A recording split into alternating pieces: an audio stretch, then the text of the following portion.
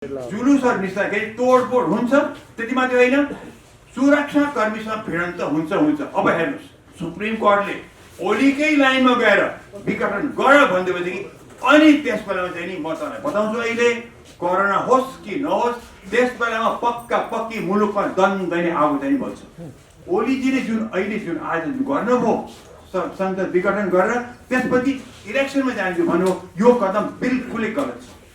त्यो ओलीजीले पठाएको प्रस्ताव राख्नु पर्थ्यो, केही दिन सर्वोच्चमा पठाउनु पर्थ्यो, जुन पहिले राजा वीरेन्द्रले गरेका थिए।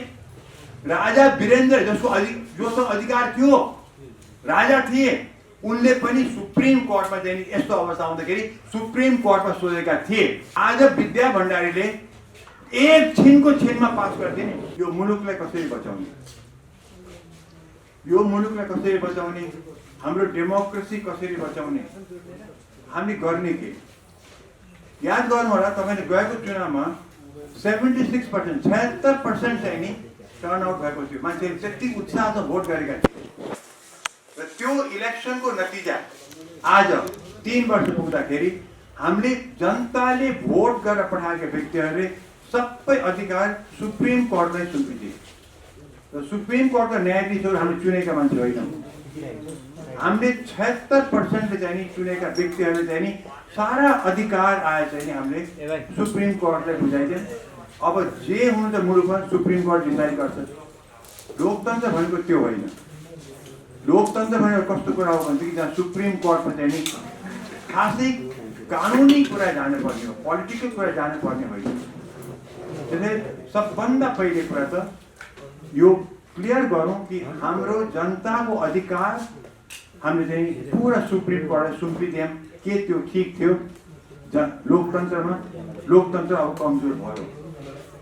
दोस्रो कुरा, आज कोरोनाको महामारी भयङ्कर छ, हामीलाई भ्याक्सिन चाहिएको छ। भ्याक्सिन किन्ने अवस्था हाम्रो छैन, अति महँगो छ भ्याक्सिन, तर त्यसलाई अलिक सस्तो पनि मुलुकबाट पाउन सकिन्छ। त्यही पनि एक भ्याक्सिनको $3-4 पर्छ। र यहाँ जनताको अधिकारै छ, सरकारको दायित्वै थियो कि सबै जनता जोलाई चाहिने हो फ्री भ्याक्सिन दिने। त्यसको मतलब अरबौं खर्च हुन पर्ने थियो। अब त्यो भ्याक्सिनले जनता बचाउने जुन पैसा छ, अब त्यो पैसा विकास खर्च सबै दिएर अब हामी इलेक्सनतिर जानुपर्ने भयो। 3 वर्ष नपुग्दै अब 2 वर्षमा इलेक्सनमा जाँदा त्यो पैसा जुन जनता बचाउने पैसा थियो, अब त्यो इलेक्सनमा ओलीजीको नाक बचाउनेतिर हामी लाग्न आयौँ। यो अहिले इलेक्सन कुनै हालतमा हुन हुँदैन, पैसाको कुरा मात्रै हेर्ने हो भने हुन हुँदैन। हामीसँग मान्छे बचाउने, मलाई कुनै पोलिटिकल पार्टी या कुनै नेताको चाहिँ मलाई अस्तित्व जोगाउनु छैन। मेरो पहिले जनता बचाऊ। आज सबभन्दा ठुलो शत्रु भनेको चाहिँ नि प्रचण्ड ओली होइन, शत्रु भने कोरोना हो। त्यसलाई बचाउनको हामी अगाडि बढ्न सक्नुपर्छ। त्यो पैसाकै कुरा हो यो। त्यसैले ओलीजीले जुन आज गर्नुभयो संसद विघटन गरेर त्यसपछि इलेक्सनमा जान्छु भन्नुभयो, यो कदम बिल्कुलै गलत छ। ओलीजीले कतिपय कदम 3 वर्षमा ठिक गर्न भएको छ, बेठिक गर्न भएको छ। मैले ठिकलाई ठिक भनेको छु, बेठिकलाई बेठिक भनेको छु। कतिपय उहाँको कुराहरूमा मैले बचाएको छु। तर यो कदम चाहिँ नि डेमोक्रेसीको लागि पनि खतरा, जनताको लागि पनि खतरा। मेरो जनताको बाँच्न पाउने अधिकारमा जुन पैसा आउनु पर्यो त्यो चाहिँ हामी इलेक्सनतिर लग्दैछौँ। र त्यो इलेक्सन के को लागि? त्यही नेताहरू छन् जो इलेक्सनमा लड्नेछन्, त्यही पार्टीहरू छन् इलेक्सनमा लड्ने। जितेर आउने पनि फेरि यिनै हुन् जसले हाम्रो अहिलेको अवस्था ल्याएको छ। चेन्ज छैन, मान्छे उही हुन्, इलेक्सन भएर आउने त्यही व्यक्तिहरू हुन् भनेदेखि के काम लाग्छ? फेरि इलेक्सन आयो, जित्यो, आखिर हुन त यही रहेछ नि त। 2/3 सरकार बनाउँदाखेरि पनि यो अवस्था छ भनेदेखि अनि अब आउने चाहिँ नि चाहे त्यो 1/3 होस् कि 5/3 होस् कि 3/3 के मतलब हो हामीलाई? आखिरमा मान्छेको मन चेन्ज नहुँदासम्म के हुँदो रहेछ? गलत, बिल्कुल गलत। अब ओलीजीले त गलत गरे ठिक छ, तर राष्ट्रपतिको त्यत्रो ठुलो गलत कसरी हो? राष्ट्रपतिले कमसेकम आफ्नो पदको मर्यादा राख्नको लागि, आफ्नो पद बचाउनको लागि, आफ्नो मान बचाउनको लागि पनि त्यो ओलीजीले पठाएको प्रस्ताव राख्नु पर्थ्यो, केही दिन सर्वोच्चमा पठाउनु पर्थ्यो, जुन पहिले राजा वीरेन्द्रले गरेका थिए। राजा वीरेन्द्र जोसँग अधिकार थियो, राजा थिए, उनले पनि सुप्रिम कोर्टमा चाहिँ यस्तो अवस्था आउँदाखेरि सुप्रिम कोर्टमा सोधेका थिए र सुप्रिम कोर्टको आदेश उनको चाहिँ निर्णय आएपछि आफ्नो काम गरेका थिए। आज विद्या भण्डारीले एक छिनमा पास गरिदिने, आफ्नो सल्लाहकार सुधार हुँदैन। यो त सुप्रिम कोर्टले चाहिँ त्यहाँ सुत्नु पर्यो, सोधे कमसेकम राष्ट्रपतिको मान मर्यादा चाहिँ रहन्थ्यो। त आज प्रेसिडेन्ट कम्प्लिटली मुसिए। हुन त विद्या भण्डारी कम्प्लिटली चाहिँ पोलिटिक्समा एकदम मुसिया हुन्, तर अहिले आए चाहिँ राष्ट्रपतिको पदै चाहिँ खत्तम भइदियो। सो यो यति ठुलो गल्ती भएको छ। अब कुरा आउँछ ओलीजीले चाहिँ यो जुन गर्नुभएको छ, अब भइगयो, भोलि चाहिँ नि सुप्रिम कोर्टले अब के गर्छ भन्ने कुरा आउँछ। सुप्रिम कोर्टले अर्को उपाय नै छैन। सुप्रिम कोर्ट कसैको दबावमा छैन भनेदेखि, सुप्रिम कोर्टले विशुद्ध न्याय हेर्ने हो भने, सुप्रिम कोर्टले राष्ट्र हेर्ने हो भने, उसले संविधान हेर्ने हो भने उसले उपाय नै छैन। उसले कुनै हालमा पनि यो संसद विघटन गर्न दिन हुँदैन। किनभने सुप्रिम कोर्टले हेर्छ के भनेदेखि लेटर अफ द ल, संविधानमा के लेखिया छ, त्यो लेखेको मर्म के थियो, लेख्या र मर्म त्यो बेलाको नेपालको हो। आजको परिस्थिति चेन्ज हुन सक्छ र सुप्रिम कोर्टले गर्दाखेरि लेटर अफ द ल पनि हेर्ने, कानुन पनि हेर्ने, मर्म पनि हेर्ने, तर मुलुक बचाउनेतिर पनि सुप्रिम कोर्टले हेर्नै पर्छ। मुलुक र जनताको लागि हो सुप्रिम कोर्टले काम गर्ने। खालि त्यो लेटरमा के लेख्छ, त्यो लेटरमा मात्रै के लेखेको हेर्नु हुँदा कुनै पनि लेखनदासले पनि त्यसको निर्णय दिन सक्छ। एउटा मामुली कोर्टको लेखनदासले पनि संविधानमा यो लेखेको छ यही नै गर्नु भन्छ, तर यो संविधानमा चाहिँ अधिकार छैन। जस्तो सुकै चाहिँ नि तर्क वितर्क दिए पनि यो संविधानमा चाहिँ अधिकार चाहिँ छैन। त्यसैले अधिकार नभएको कुरा यहाँ भएको छ र यसमा सुप्रिम कोर्टले कुनै उपाय नै छैन। मुलुक बचाउने हो भनेदेखि सुप्रिम कोर्ट अरू डिसिसन गर्न सक्दैन। उसले यो संसद भङ्ग गर्न हुँदैन। किनभने गऱ्यो भनेदेखि अनि समस्या हुन्छ। अब अर्को कुरा के हुन्छ, सडकमा जुलुसहरू निस्के, सडकमा चाहिँ नि नाराबाजी भएको छ, ठिक छ, आपत्ति छैन। तर कोरोनाको टाइम छ, कोरोनाको टाइम यतातिर पोलिटिक्स गर्दाखेरि चाहिँ कतै कोरोनाले हामीलाई भ्रष्ट त नपारोस्, त्यो पनि एकदम महत्त्वपूर्ण कुरा। जुलुस निकाल्ने व्यक्तिहरूले जो दलका नेताहरू छन् जुलुस निकाल ठिक छ, तर दूरी मेन्टेन गरेर मास्क लगाएर कोरोनाको मर्यादा राखेर कोरोनासँग बचेर जुलुस निकाल्छ आपत्ति छैन। तर मेरो अनुभवमा, मेरो 36 सालदेखिको अनुभवमा चाहिँ नि जुलुसहरू निस्कँदाखेरि तोडफोड हुन्छ। त्यति मात्रै होइन, सुरक्षा कर्मीसँग भिडन्त हुन्छ। अब हेर्नुहोस्, जो सडकमा उत्रिएका छन् पोलिटिकल पार्टीका क्याडरहरू, उनले स्वेच्छाले उत्रिएका छन्। स्वेच्छाले मुलुकलाई कोरोनाले ध्वस्त पार्छ उनले निस्कँदाखेरि, त्यो मलाई थाहा छ। तर त्यो बिचरा सुरक्षा कर्मीहरू जुन हुन्छ भिडन्त गर्न जानुपर्छ, तिनको के दोष? हामी सुरक्षा कर्मीलाई किन चाहिँ यत्रो चाहिँ समस्या पार्ने? त्यसैले योमा जो सडकमा उत्रिनुहोस्, आपत्ति छैन, तर कुनै हालतमा पनि त्यो सुरक्षा कर्मीसँग भिडन्त गर्ने काम चाहिँ नगरिदिनु होला। किनभने त्यो बिचरा सुरक्षा कर्मीहरूको कुनै यसमा हात छैन। उनलाई र उनको परिवारलाई चाहिँ कोरोनाले ध्वस्त पार्ने काम हामी नगरौँ। ती गरिब छन्, तिनलाई सरकारले हेर्नेवाला पनि छैनन्। त्यसैले चाहिँ नि हामी जनताले हेर्न पर्ने छ। र अर्को कुरा तपाईँले भन्छ, जो सडकमा उत्रिएका छन् अलिकति संयम राख्नुहोस्। आखिरमा यो त गएर टुङ्गिन त सुप्रिम कोर्टमै हो। यो सडकबाट आजको दिनमा सडकबाट टुङ्गिने कुरा होइन। त्यसै धैर्य गरौँ। हामी साङ्केतिक जुलुस निकालौँ, साङ्केतिक नाराबाजी पनि गरौँ, तर सुप्रिम कोर्टको छिटोमा छिटो चाहिँ निर्णयलाई पर्खौँ।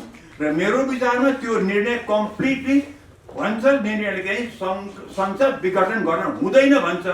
तर त्यसपछि केही गरेर सुप्रिम कोर्टले ओलीकै लाइनमा गएर विघटन गर भनिदिएपछि अनि त्यस बेलामा चाहिँ नि म तपाईँलाई बताउँछु, अहिले कोरोना होस् कि नहोस् त्यस बेलामा पक्की मुलुकमा दन्दने आगो चाहिँ बल्छ। यो पक्का कुरा छ। त्यसैले सुप्रिम कोर्टले पनि यो कुरा विचार गरेर आफ्नो निर्णय गर्छ। उसलाई मैले गर्न खोजे होइन, इन्फ्लुएन्स गर्न खोजे होइन, खालि भन्न खोजा कि मुलुकको हित पनि हेरेर तपाईँले निर्णय गर्न सक्नुपर्छ। र यो पनि मलाई थाहा छ कि आज तपाईँलाई त्यो गर्नलाई कुनै बाधा छैन कि संविधानमा डाइरेक्टली यो ओलीजीलाई यो अधिकार छैन कि सङ्गठन यो संविधान यो संसद विघटन गर्ने र इनफ्याक्ट यही प्रधानमन्त्रीले संसद विघटन गर्छन् भनेरै चाहिँ नि यो क्लज चाहिँ नि यो राखिएको छ संविधानमा र यो अधिकार नदिएको कारण पनि त्यही हो।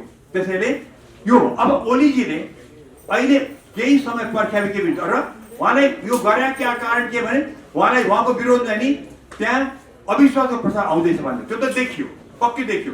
तर त्यो त सामना गर्न सक्नु पर्थ्यो, यसरी भाग्ने होइन नि। ओली जस्तो चाहिँ नि एउटा जस्तो खम्बा जस्तो प्रधानमन्त्रीले चाहिँ नि ओ सामना गर्नु पर्थ्यो। र हेर्नुहोस् संसदमा हार्नु कुनै बेइज्जत हुँदैन, तर अब पार्टीले निष्कासन गरेछ, निष्कासनको दाग लाग्यो त त्यो त ठुलो दाग हो नि त। त्यो किन नबुझ्या? त्यो माहिर पोलिटिसियनले संसदमा गएर हार्नु जित्नुमा कुनै ठुलो कुरा छैन, त्यो चाहिँ त इज्जत पनि होइन बेइज्जत पनि केही पनि होइन, त्यो त चल्तीको कुरा हो। तर अब पार्टीमा जुन यो पार्टी बस्दैछ कम्युनिस्ट पार्टीको, उसले त डेफिनेटली चाहिँ अनुशासनमा चल्छ भनेको छ र त्यसमा एउटा त निष्कासनै हो। अब ओलीमा चाहिँ यत्रो जाँदा उसले दाग लाग्नु छ त उसले त फेस गरेको हुन्थ्यो नि, फेस गर्नु पर्थ्यो नि, आएको छ भने फेस गर्न सक्नुपर्छ। त्यो पनि नगर्ने अनि लुसुको चाहिँ अर्को बाटो अप्नाउने, जुन बाटो चाहिँ नि मुलुकलाई चाहिँ ध्वस्त पार्ने अवस्थामा गइरहेको छ। मैले यसको त तर्कै बुझिनँ। त्यही पार्टी हुन्, त्यही मान्छे इलेक्सनमा जाने हुन्, त्यही नेता हुन्, यही अवस्था हुने, यही मान्छेले घुम्ने मेचमा घुमाइरहेर के फाइदा हुन्छ हामीलाई? यो चाहिँ नि मैले बुझ्न सकिनँ के। त्यसैले चाहिँ नि अहिले मुलुक धेरै ठुलो सङ्कटमा परेको छ र यो पनि मलाई बताइदिउँ, यसको चाहिँ नि हामी दोषीहरू हेर्ने हो भनेदेखि कोही पनि यो यसबाट चाहिँ छुटकारा पाउन सक्दैन। कम्युनिस्ट पार्टीको कुनै माथिल्लो तहको नेताले चाहिँ नि यसमा छुट पाउन सक्दैन। यो सबै दोषी छन्, चाहे प्रचण्ड हुन्, चाहे माधव नेपाल हुन्, चाहे झलनाथ हुन्, चाहे जो हुन्, ग्याङ अफ 4 हुन् कि ग्याङ अफ 5 हुन्, चाहे 6 हुन्, मतलब छैन, उत्तिकै दोषी छन्। किनभने यो अवस्था ल्याउनुमा यिनी सबै चाहिँ दोषी छन्। आजको दिनमा संसद विघटन गरेको हुनाले ओली नै दोषी हुन्, तर यो अवस्था निम्ति आउनुमा चाहिँ नि यी सबै पनि दोषी छन्। प्रक्रियामा यो आजै पुग्नुमा पनि दोष छैन। किनभनेदेखि एउटा बताउँ, हरिणलाई पनि बाघले लखट्दै गयो भनेदेखि एक पोइन्टमा कोही जब हरिण जब थाहा छ कि म मर्छु भनेर परेपछि उसले पनि थाहा छ मर्छु भनेर पनि उसले सिङ लिएर चाहिँ बाघमाथि अट्याक गर्छ। र ओलीले चाहिँ घ्याक्दै ग्याङ अफ 4ले घ्याक्दै ल्याएर चाहिँ त्यो भित्तामा पुऱ्याएपछि उसले चाहिँ हरिणले गरासुकाएर बाघमा अट्याक गरेको। तर ओली जस्तो माहिर पोलिटिसियन मैले जहिले पनि ओली जतिको यो राजनीतिको नेपालमा छँदै छैन। आजको दिनमा सबै नेता एकातिर आफ्नो ओली एकातिर आफ्नो ओली नै उसकै नै भारी हुन्छ पल्ला भनेको जहिले पनि मैले भनेको थिएँ। र त्यो मैले देखेँ अस्तिको दिनमा जब ओलीजी प्रचण्डको घरमा गए, बादललाई भेट्न गए, त्यो लास्ट देख्यो ओलीजीको चुलीमा पुगेको राजनीतिक माहिरपन त्यो चुलीमा थियो। जब भोलिपल्ट संसद विघटन गरे त्यो चाहिँ गन्दराङ गुन्द्रुङ गयो। जस्तो प्रचण्डलाई मैले एक जमानामा प्रचण्ड नै भन्थेँ, जब इलेक्सन चाहिँ उनको चाहिँ पक्षमा जान आँटेन, राति 2 बजे चाहिँ उनले चाहिँ म मान्दिनँ भने उनी चकनाचुर भएका थिए। ओली मेरो उसमा चाहिँ माहिर पोलिटिसियन त्यो दिनसम्म कस्तो गजब गरे। प्रचण्डलाई पनि ओहो ओली त अब गले बिते खत्तम भए, म कहाँ चाकरी गर्न आए, बादल कहाँ गए, वामदेवलाई यो आश्वासन दिए, सबैलाई यस्तो चकी ओली त खत्तम भएछ बिचरा भन्ने अवस्था पुर्याएर भोलिपल्ट सबैको ठ्याक्कै खत्तम गरे।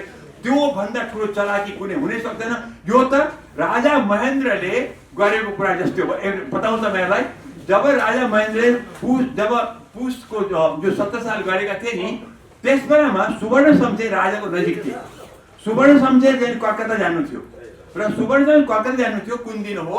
र त्यो सुवर्ण शमशेरलाई राजाले चाहिँ अब अलि माया गर्ने के भन्नु, तिमी कहिले जाने कलकत्ता भनेर सोधे। सरकार म चाहिँ नि पुसको कति गर्थेँ, होइन काम गर्नु छ गइहाल्न भने उसलाई 7 दिन अगाडि भगाइदियो।